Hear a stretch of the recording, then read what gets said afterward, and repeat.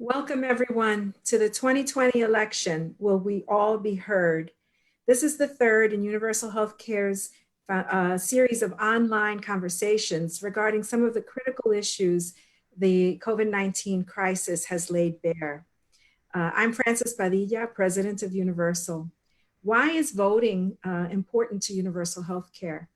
Because our policymakers are responsible for ensuring that we all have access to affordable, quality, and equitable care. And the people must hold them accountable for that. So part of that accountability is being able to vote.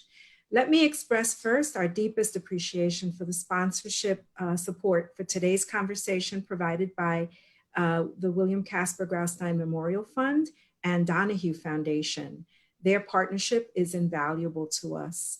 I'll make sure that we have plenty of time for Q&A, so please write your questions or comments in the chat box, and Rose Ferraro of our staff will be collecting them and reading them a little later in the conversation. Let's get started. 2020 is a year that's going to go down in the books for sure. It is a pivotal moment in the country's history. Elections this year, both in Connecticut and Washington, will bring people into office who will face the challenges of our humanity as a nation rooted in a racist system, health and healthcare, and our economic security. There is simply too much hanging in the balance in this election for anyone who can vote to not be able to or not have their vote matter. I have two wonderful guests here with me today who are going to shed light on this issue. I'm pleased to welcome Denise Merrill, Secretary of the State of Connecticut, and Jameem Davis, co-director of Bridgeport Generation Now, a multi-issue grassroots organization working on safe voting. Let's jump right in, and I'll start with a question for you both. COVID has made expanded access to absentee voting a very prominent issue, much more than it has been even in the past. I'd like to start with Denise. Secretary Merrill, I'd like to start with you. You have a three-legged plan, a three-point plan for safety, security, and accessibility. I've recently read it, and it's very, very comprehensive. Let's focus on accessibility. Tell us, give us a high-level overview about what you're doing to ensure that people can trust that they can vote and that their vote will matter. Well, thank you very much. And of course, thank you for all your work. I've worked with the Universal Health Group for many, many, many years now, and you're doing very important work. And this year is no exception. So thank you for having me. We are now, I feel like I'm front and center nationally on the issue of how are people going to vote without jeopardizing their health. So my first goal is to make sure no one has to choose between their health and their vote. It's just not right. And that is the basis of the huge fight you see going on around the country as we speak about who is going to be able to vote by absentee ballot. We call them absentee ballots. Nationally, more and more they call it voting by mail. Vote by mail, there are quite a few states that are vote by mail now. Probably we're up to maybe 10. And vote by mail means almost everyone votes by mail. They still don't eliminate election day, but essentially if you voted in the last election, you are mailed a ballot. You can consult with anyone you want around your kitchen table as to who you want to vote for, and you then mail it back. That's how it's done in other states. That's how it's done in those 10 states. Okay. Yes.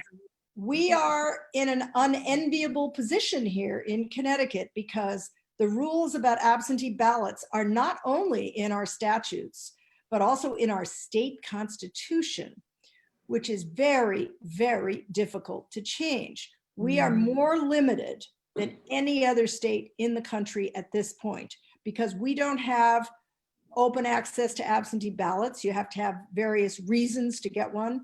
And we don't have any days of early voting, both of which I have tried for a decade to get changed, but haven't been able to for a variety of reasons. So here we are in this crisis where we want to be able to allow people to vote absentee ballots with the current process that we have.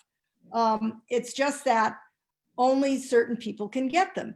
And the restriction in our state constitution basically says, the relevant one says, a voter can get an absentee ballot due to illness. That's all it says. Due to illness. Yeah, due to illness. And so no one knows exactly what that means. Does it mean you yourself are ill? Could it mean that there's illness in the society and therefore you'd be able to get an absentee ballot?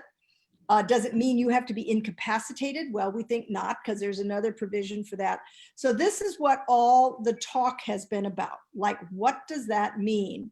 Because we are bound by the state constitution, and even the governor cannot change it. But he can change the statute. And the statute was even more restrictive because it said you had to be sick yourself, basically, to get an absentee ballot. He did, fortunately, do an executive order. So the executive order, which is only for the primary, we still have a primary, which we kept delaying here in Connecticut. It's on August 11th.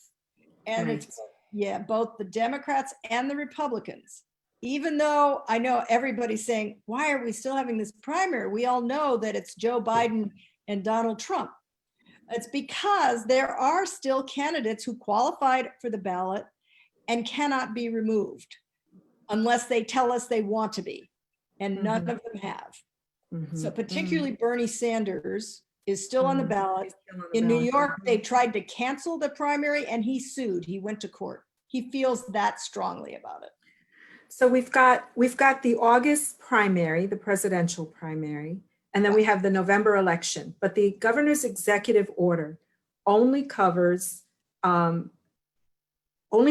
August primary. And just for everyone's sake, for clarity's sake, what we're talking about is in the August primary through this executive order, what will be different in terms of this definition of illness?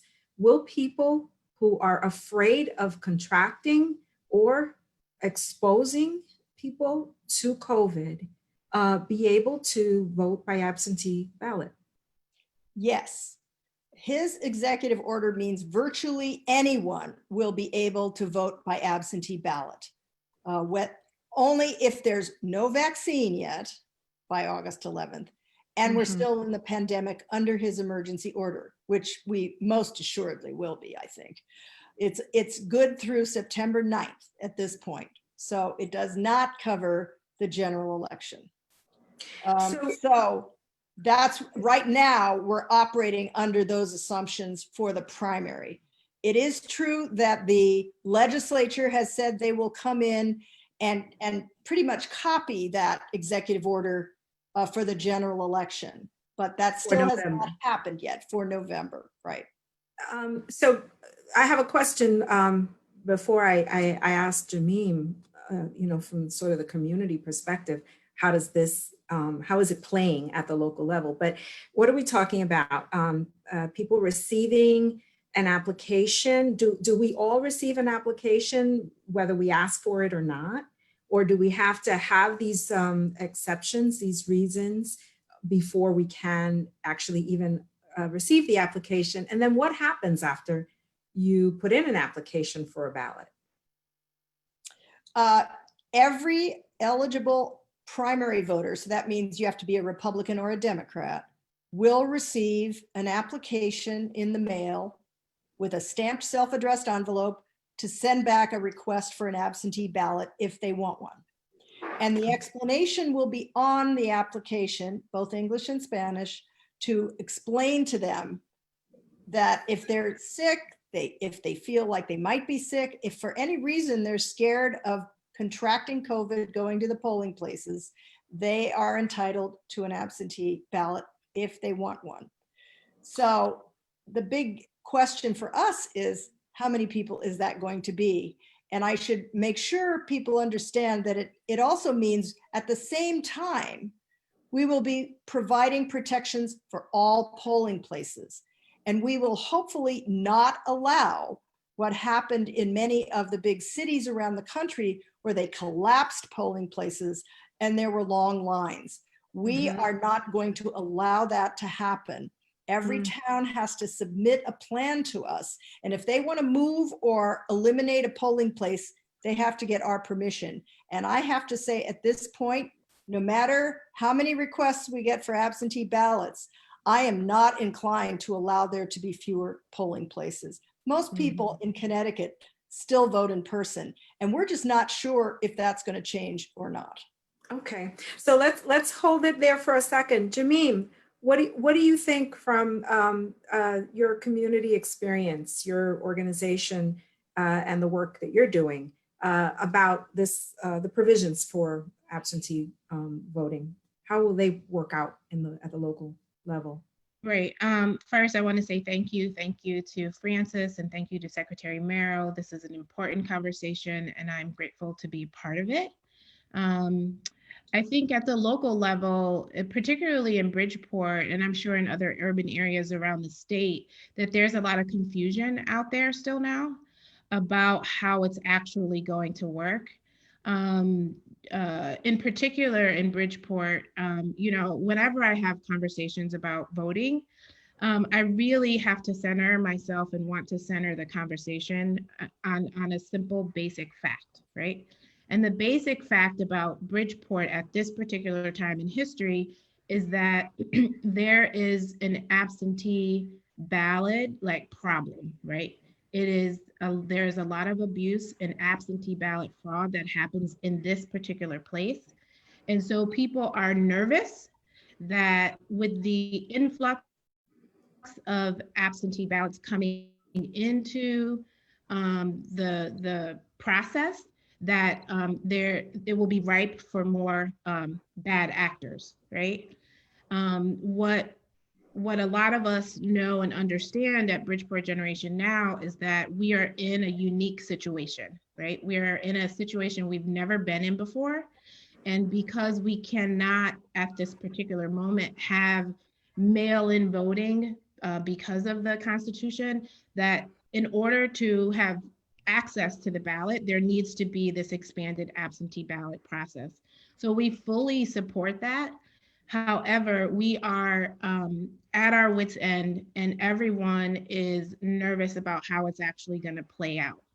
We know from elections past that political operatives and our town clerk and our registrar of voters have not always held the integrity of our elections has been questioned over and over and over again. I could name 10 people now who have run for particular offices, whether it be for mayor, for state rep, for Board of Education, who have lost because of absentee. So right now in the community, there's just a lot of confusion about how that's going to work and how our town clerk is going to handle election day. I know Secretary Merrill has a plan and has required that all municipalities submit a plan to her, but we haven't seen it. We don't know what's going on with it. So okay, so right, the 3-point plan that is available on actually the Secretary of the State's website, and I encourage everyone to read it. It's really comprehensive and informative. That 3-point plan does provide for election support officers and security around elections to guarantee the integrity of elections. So maybe we can hear a little bit more about this because, one of the things that we hear a great deal is about people not trusting government. I think that that's sort of a national epidemic, really, of a different sort, that there is less and less confidence in government. And so the ability to vote of people who may feel disenfranchised in the first place, their motivation to vote when they are not trusting is in fact a major barrier to participation at a time when it is so important and necessary as it always is, but even more so now. So Secretary, what would you like to say about that?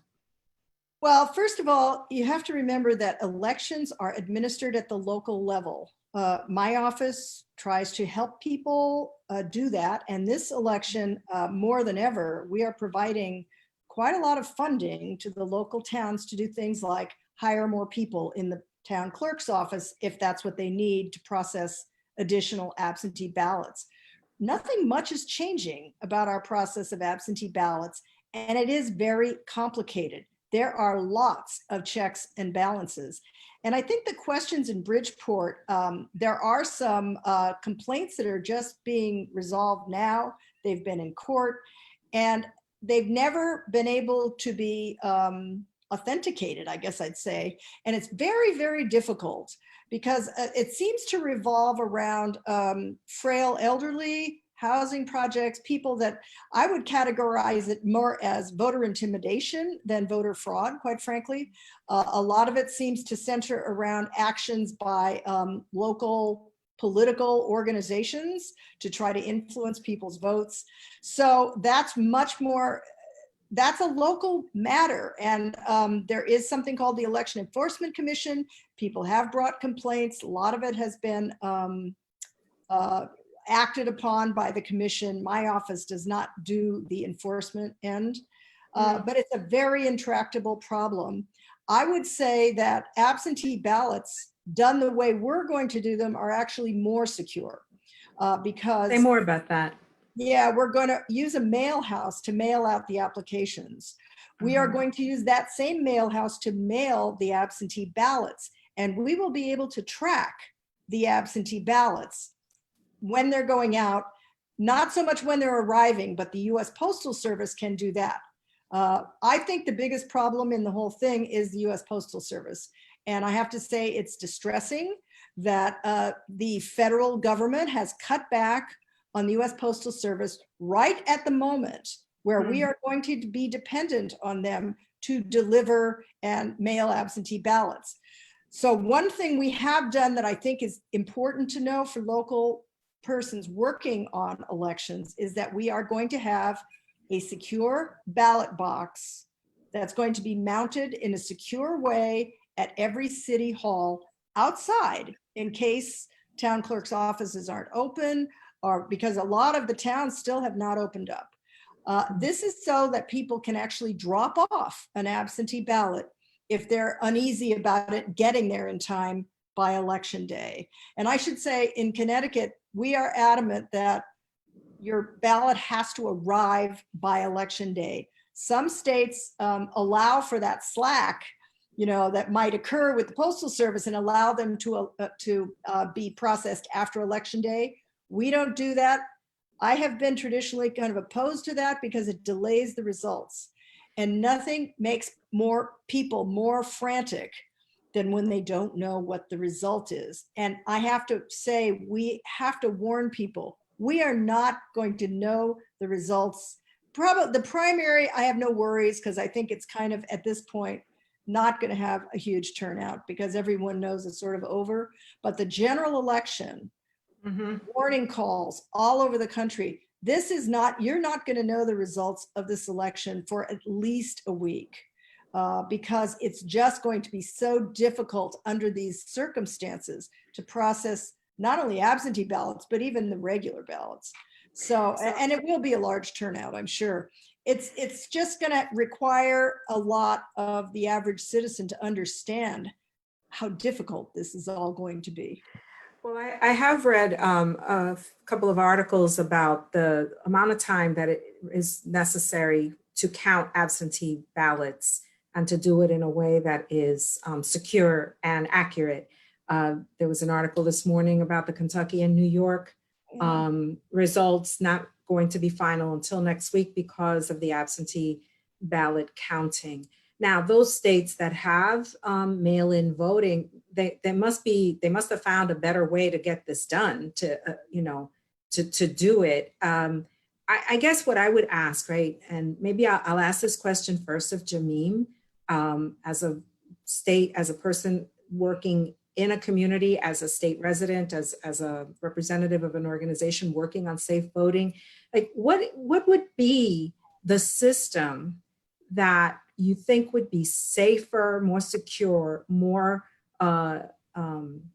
more guaranteeing of everyone's vote?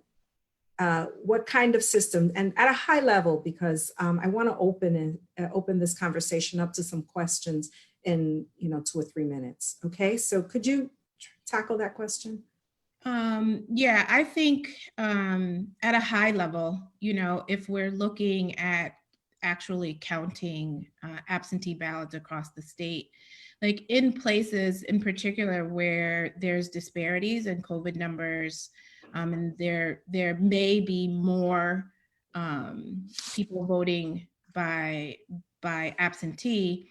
At the very least, the state legislature or secretary of state or the governor's office or some combination of the three should really put people in the town clerk's offices and the registrar of voters to monitor how these absentees are being counted, making sure that they are being counted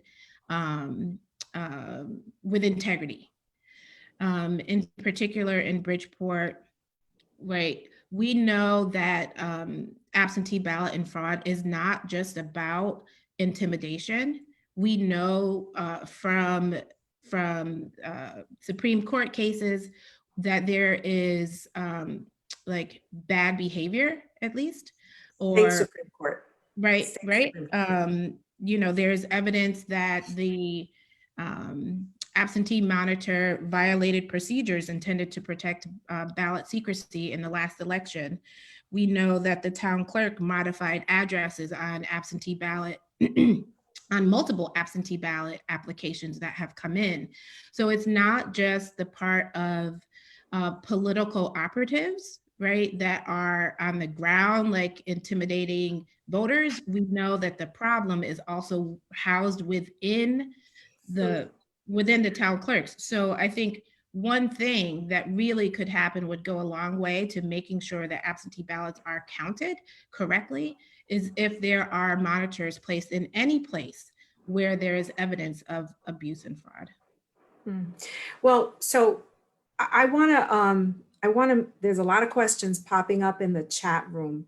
I would actually, before I open it for questions, and Rose is going to read the questions, I'd like to ask you, Secretary, I know that the plan has a system or is a provision for election support officers. My understanding is that it's a revised version of a prior role of sort of like election monitors, but more regional than local. Can you say a word or two about that and how that would help or be insufficient or whatever you think? Well, I don't think it's what Jamim is talking about. These are field staff basically for our office. Our entire election staff is 12 people. And we basically try to help the local election officials. So we have used some federal money to hire one person per CD, per congressional district, to help election officials with this new situation, basically trying to help them manage all this. The biggest problem, honestly, is managing the polling places, because they're going to have to follow CDC guidelines. People are going to have to stay 6 feet apart. And I know already that in many of the cities, they might have to find more polling places, certainly not fewer. I think the thing that happened in Kentucky was shocking.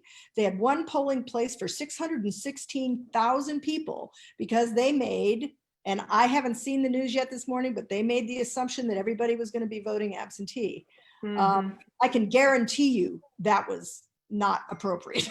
And that if how can you manage the CDC guidelines under those circumstances? It's impossible. And frankly, it's a perfect example of what I would describe as overt voter suppression, but. And since we're almost coming up on July, and the municipalities were supposed to submit plans Yes. to your office, how are you seeing that? Are those plans coming in? Are you feeling that the plans are responsive? Are you getting any indicators that you might have to intervene? I mean, along these very same lines about more polling places being needed, not fewer, making sure that if people aren't going to vote by absentee ballot, because they might not be able to get past the trust issue. And that's Right. a reality. Just remember, the authority for elections does not rest with my office. I can give advice, and I have tried to change that system over the years, but registrars of voters and most city clerks are elected representatives. They are responsible for carrying out the office. I can cajole, I can ask. I don't, this year, fortunately, have at least some federal dollars to be able to say, look, if you need more help in the town clerk's office, put it in your plan and we will pay for it 100% if it is in addition to what they already have. If you need more poll workers, I think one big problem that's emerging is a lot of the poll workers are over 60. They should probably not be working at the polls this year. If they are, they need protective equipment, which we will provide. We will provide additional funding for poll workers. And right now today, we announced a plan to ask for volunteers to come. We know we need a new generation of poll workers anyway. So we have money to pay for some of that. We don't have money for monitors in every town, not even close. Or even if you carved out, let's say the big cities, maybe even 5, we don't have enough money to possibly do that. And so, and that, by the way, interferes with the authority of local officials. We have no authority to do that. And that's so the authority is an issue. Let me open this up for questions from our many participants in today's conversation. I'm going to turn it over to Rose, who is managing the chat box for me. Rose, you want to pose the first question? Absolutely. We've got quite a few here, but one of these that I think is sort of instructive of some of the other questions are, what are the top 3 to 5 things that all registered voters should know about voting in Connecticut in 2020? The top 3 to 5 things, and maybe that question can go to both of you. Just try to be brief so we can get a few more questions in. How about you, Jameen? What are the top 3 to 5 things you think voters should know? One, they should be safe.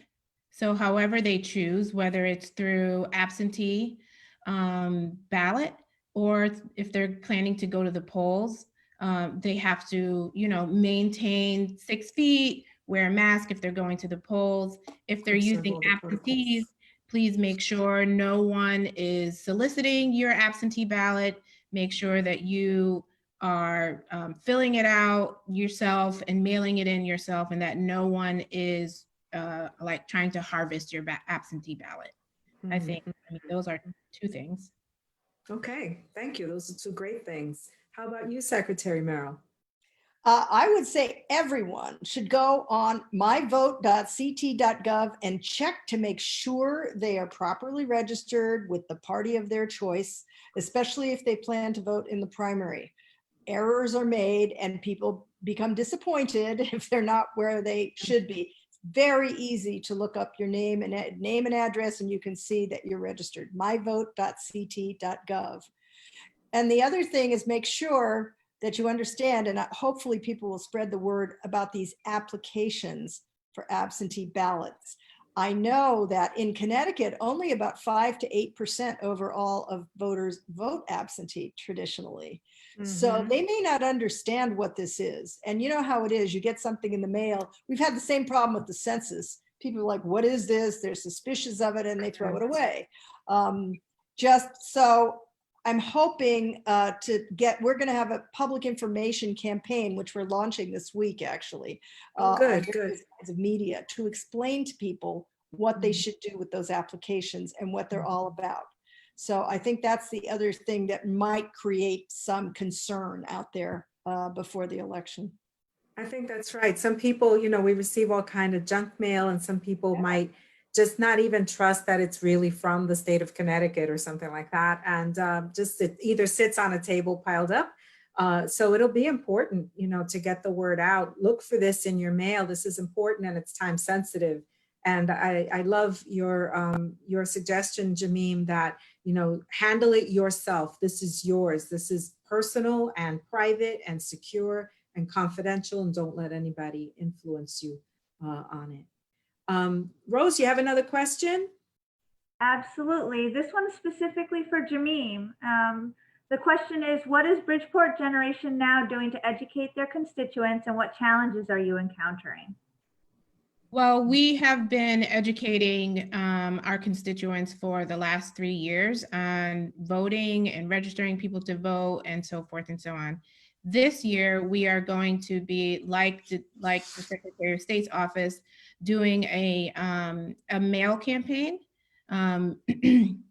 because we can't door knock, right? We can't go to community events the way we did last year during election season. So we're going to be doing running an online campaign, online ads, and doing a mail campaign to let people know exactly what the process is. We're just waiting to find out exactly what the process is going to look like. But now that we have some guidelines and the Secretary of State's office is going to launch their information, I guess soon, we will know where to go from there.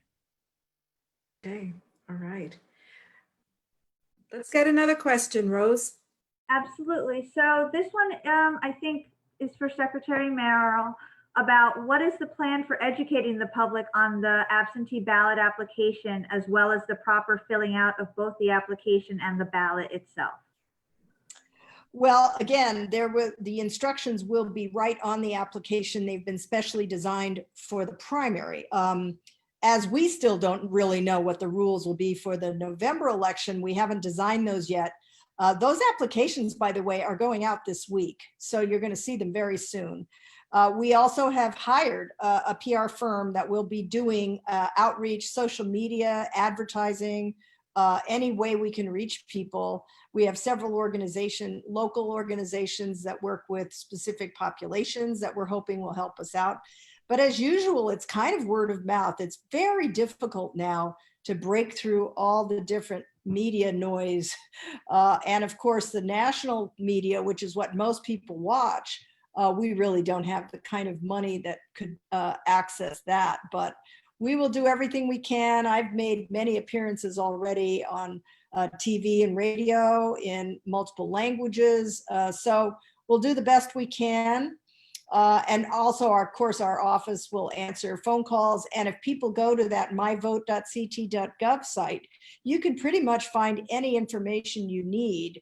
But we will rely on a lot of community groups like Bridgeport Now to spread the word. And like I say, in the end, I still think a lot of people are going to show up in person, whether they have fear of COVID or not. So that's my concern, is that we make sure our polling places are safe. And we will do everything we can to make that true. And so I think that's... On that point, I have a couple of questions I'd like to ask you. On that point, can you say a little bit more about what it means for polling places to be safe? Yes. Again, we are encouraging cities not to have smaller spaces. Some of them may want to move to larger spaces so they can accommodate more people. And we're looking at every single plan to make sure that we think it fits that idea, but they have to obey the CDC guidelines, much like the supermarkets are doing. And everybody's getting pretty familiar with that. We are providing PPE for all poll workers, including the gloves, the masks. We are providing a cleaning company, a statewide cleaning company that will clean the polls, especially afterwards, because many of them are in schools. So, we're doing everything we can to inform. Again, the local officials and the towns are also involved. And some towns are actually providing more money for some of this themselves at the local level.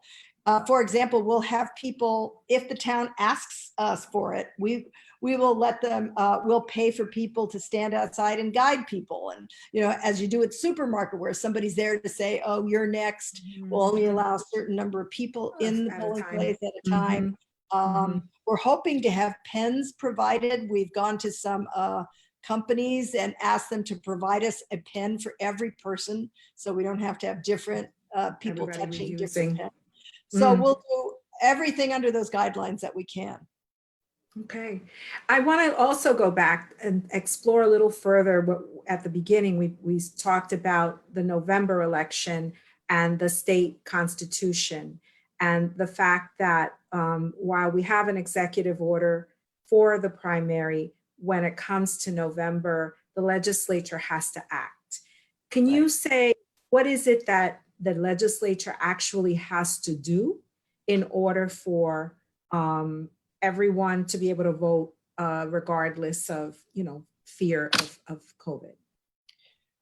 Basically, all the minimum they should do is just basically copy the governor's executive order, which essentially says if there's no vaccine, if there's still a pandemic, people should be able to vote by absentee ballot if they are worried about their health. And he's done it in such a way that it kind of defines illness as being broad across the population. I have another suggestion that I have offered to them, which would be more permanent, frankly. It would eliminate certain words in the statutes that would allow us to define it more broadly, because ultimately, you know, we're all going to live beyond this 2020 election, and we need to address the inflexibility that we have in our statutes. But at the very minimum, just copy his executive order. Well, this Right, goes, go ahead. Sorry. Oh, I would say, yes, I agree. At the very minimum, copy that executive order so that we can be safe for November. But I also agree with Secretary Merrill that we need something more permanent that's going to change, that's going to erase the barrier to voting, right?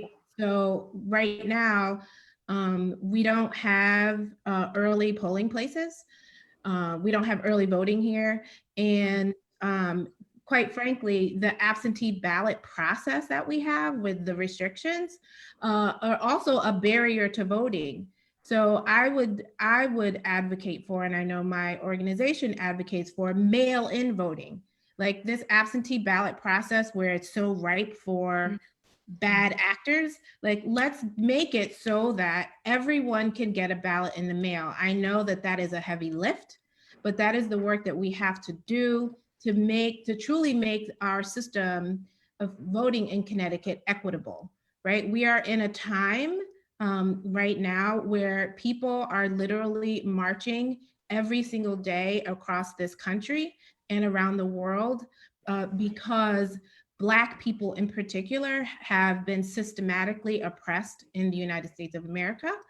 And that oppression shows up in all of our systems, right? Those, because it's racist practices that, you know, created poll taxes and, you know, created barriers to us voicing, you know, having a voice in our democracy.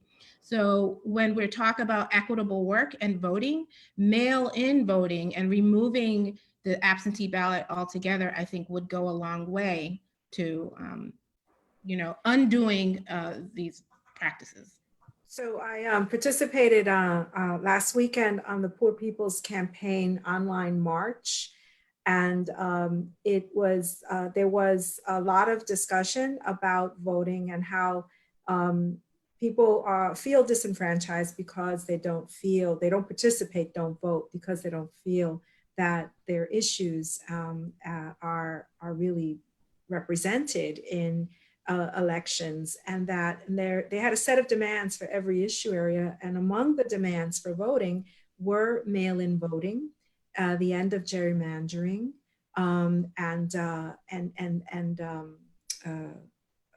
actually election day as a holiday, which is true in many countries of the world, where election day is a day that people don't work so that everyone can get out. I was on vacation in Mexico one time, and election day, there was also no liquor served, no liquor sold. They wanted everybody out voting sober. And I think that just says something about the values of participation. But I want to open it up again to a couple of more questions before we have to close. I'm really grateful to the two of you for this conversation. Rose, how about another couple of questions? Absolutely. This is a question for both speakers. What would be the ideal voting system that you think would be the ideal voting system for Connecticut, COVID or not, just regardless of the pandemic? Certainly, for me, mail-in voting. As the primary way to vote. I love to go to the polls, right? I love to, on election day, go to the polls, use a little pen, bubble things in, and get your sticker. I actually love to do that. But I think, Francis, like you had said, there are so many people who don't feel like their vote matters. And so many poor people have to work, right? And they work long hours, or they're working 2 and 3 jobs. And if they feel their vote doesn't matter and they've got to work 2 and 3 jobs, they're not going to go to the polls, like me, right? Who has the privilege to do that. So certainly some combination then of mail-in voting where everyone gets a ballot. And if you would like to go to the polls, still go to the polls. Still be able to. Yeah. How about you, Secretary Merrill? I have given this years of thought, and I think it's all the above. I totally concur with what Jameen said about early voting, for example. We have the distinction of being the most restrictive state in the country by far on all these issues. 39 states have some days of early voting besides election day. And yeah, be nice to have election day be a holiday, but honestly, I almost prefer the early voting because it's more opportunities. So anything that gives people more opportunity. To do that in Connecticut, to do early voting, vote by mail, absolutely. Mailing people ballots, it works like a charm in these other states. They've been doing it in Oregon and Washington for decades. So all the complaints you hear about these things are really efforts to suppress the vote. And they're very transparent, honestly. The whole move to voter ID earlier in this decade was clearly that. It was a shock to me when I first came into office that these questions about who gets to vote were coming back up again, really for the first time since the 1965 Voting Rights Act. So these are very dangerous times. And I think I have tried to pass all these things and more particularly over the last 6 years, and it has been blocked because there are forces that are fighting the other direction. So I think we all just have to, I'm going to keep introducing them. Early voting, the constitutional amendment to provide for early voting did pass, not by the 75% it needed, but it will, we'll bring it up again. We'll try to get it on the ballot, but it takes years. We need a federal law to make all this be consistent across the country. That would help us a lot. And regional voting. I mean, in Colorado, I think Colorado has about the best system. You could vote at regional voting centers. You don't have to go to one particular polling place. You can go anywhere in the county. You get a ballot in the mail, all those things. Or you can go to your local polling place. And they have days of early voting. As many opportunities as we can provide for people. That's what I'm for. And you always have to remember, if you're 18 and a citizen, you're a voter. Why do we make this so hard? And I think you all know the answer. So we have to just keep fighting for it. Well, I would love to have a conversation about why it's so hard in Connecticut, why we're so restrictive in terms of the rest of the country, but we've run out of time. But before we end, what I do want to do is, first of all, thank you both. Thank you from the bottom of our hearts at Universal Healthcare Foundation for your participation today with us, and for the work that you're both doing in this area and so many more. I'd like to also issue a call to action. You tell me if this is the right call to action. everyone on this conversation ought to call their senator and their representative in the legislature and let them know that you want to trust that fear of COVID will not keep anyone, no one, from safe and accessible absentee voting in November. And let your representatives and senators know in no uncertain terms. Yeah? Yes. All right. Thank you very much. Well, I, again, am very grateful. We will stay in touch, and there's so much more to talk about next time. Take care. Thanks. Thank you. Thank you, Secretary Mero. Thank you, Francis. Thank you. Nice to see you all. Thank you, Secretary. Thank you. Bye.